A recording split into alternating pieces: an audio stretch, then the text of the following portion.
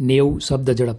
આ કેસમાં મરણ જનારનું ડાઇંગ ડેક્લેરેશન રજૂ થયેલ છે તે વંચાણે લેતા મરણ જનાર શીલાબેને આત્મહત્યા કરી નથી, પરંતુ તેણીનો પગ પ્રાઇમસને અડી જવાથી પ્રાઇમસ ઊંધો પડી જતા તેણીએ પહેરેલા કપડાં સળગી જતા દાઝી ગઈ છે.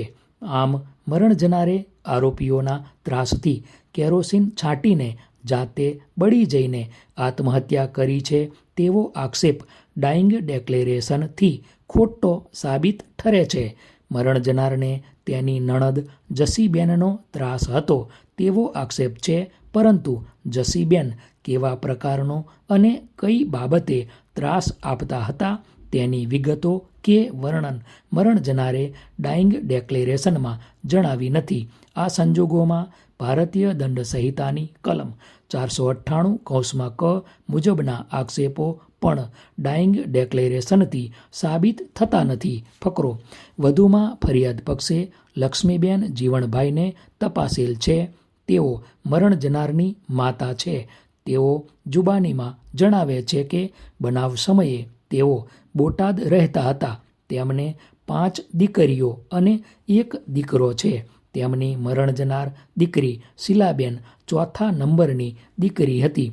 તેણીના લગ્ન દિનેશભાઈ મારુની સાથે થયા હતા. લગ્ન બાદ તેમની દીકરી તેના પતિ સાથે અમદાવાદ મુકામે રહેતી હતી. તેમની મરણ જનાર દીકરીને 1 દીકરી છે. બનાવ સમયે તેમની પૌત્રીની ઉંમર 2 વર્ષની હતી. વધુમાં જણાવે છે કે તેમની દીકરી દાઝી જવાના કારણે મરણ પામી હતી. આજથી આશરે 9.5 વર્ષ પહેલાં તેમની દીકરી દાઝી ગયેલી ત્યારે તેમની ઉપર કોઈનો ફોન આવ્યો અને તેઓ VS હોસ્પિટલ અમદાવાદ ખાતે ગયા હતા.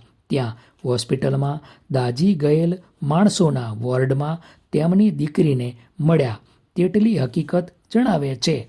આરોપીઓ તરફથી મરણ જનારને ત્રાસ આપવામાં આવતો હોય તેવી હકીકત લક્ષ્મીબેનની જુબાનીમાં રેકર્ડ પર આવી નથી.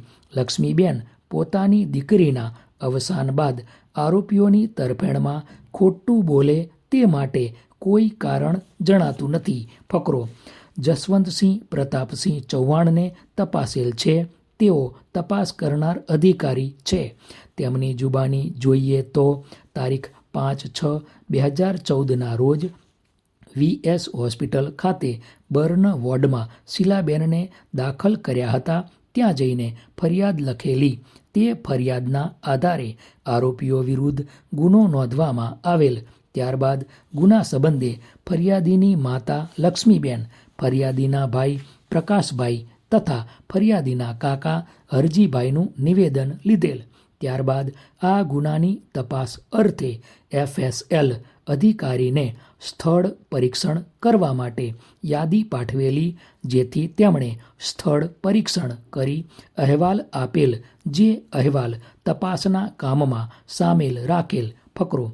આમ જોઈએ તો ફરિયાદ પક્ષનો કેસ મરણ જનારના ડાઇંગ ડેક્લેરેશન ઉપર આધાર રાખે છે. ત્યારે આ કિસ્સામાં ભારતીય દંડ સંહિતાની કલમ 306 મુજબના ગુનાનું ચાર્જશીટ થવું જોઈતું ન હતું, કારણ કે મરણ જનાર ખુદ ડાઇંગ ડેક્લેરેશનમાં આત્મહત્યાનો ઇનકાર કરે છે.